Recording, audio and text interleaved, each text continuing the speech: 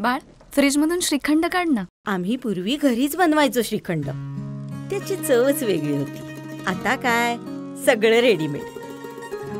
आजी, हे श्रीखंड खाऊन बघ. आज तुझ्या आईनं घरीच बनवलं की काय? हे आहे गोकुळचं श्रीखंड. अगदी जिभेवर रेंगाळणार. जिभेवरच नाही तर मनावरही रेंगाळणार. गोकुळ श्रीखंड, मनावर. रेल्वे रुळाजवळून शाहूनगरकडे जाणाऱ्या रस्त्याचे निकृष्ट व नियमबाह्य काम नागरिकांच्या जीवाशी खेळ करत असल्याचा प्रकार समोर आलाय.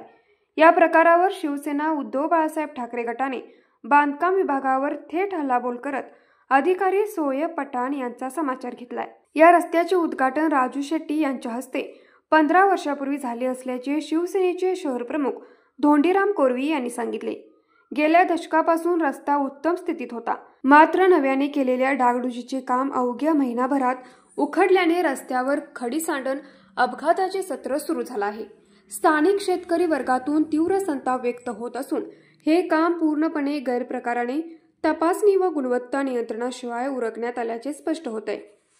या रस्त्यावरील बेफिकीर कामासंदर्भात शिवसेना उपशहर प्रमुख अर्जुन जाधव यांनी बांधकाम अधिकारी सोयब पठाण यांच्याकडे तक्रार केली. मात्र तक्रारीची गंभीरता लक्षात घेण्याऐवजी पठाण यांनी सरकारी कामात अडथळा आणतोस, गुन्हा दाखल करेन अशी धमकीवजा प्रतिक्रिया दिल्याने रोष अधिक चघळला. शहर प्रमुख धोंडीराम कोरवी यांच्या नेतृत्वाखाली शिवसेनेच्या कार्यकर्त्यांनी नगरपंचायतीवर धडक दिली. तब्बल महिनाभराची सुट्टी घेतलेले अधिकारी सोयब पठाण अखेर हजर झाले, पण लेखी तक्रार द्या पाहतो असं त्यांनी उत्तर दिलं. नगरपंचायती अंतर्गत याआधीही अनेक ठेकेदारांनी नियम धाब्यावर बसवून कामे उरकली आहेत, मात्र त्यांच्यावर कोणतीही कारवाई झाली नसल्याने नागरिकांमध्ये असंतोष आहे.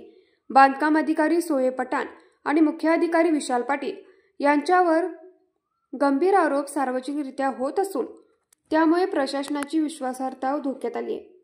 यावेळी शिवसेना शहर प्रमुख धोंडीराम कोरवी, शिवसैनिक रमेश शिंदे, उपशहर प्रमुख अर्जुन जाधव, उपविभाग प्रमुख प्रशांत नरंदेकर, युवा सेना प्रमुख सुनील वड, शिवसैनिक अमर जाधव आदी पदाधिकारी व कार्यकर्ते उपस्थित होते. या अधिकाऱ्यांचे डोळे उघडले नाहीत तर भविष्यात आंदोलन अधिक तीव्र करण्याचा इशारा यावेळी देण्यात आला. न्यूज मराठी 24 साठी विनोद शिंगे, हातकणंगले.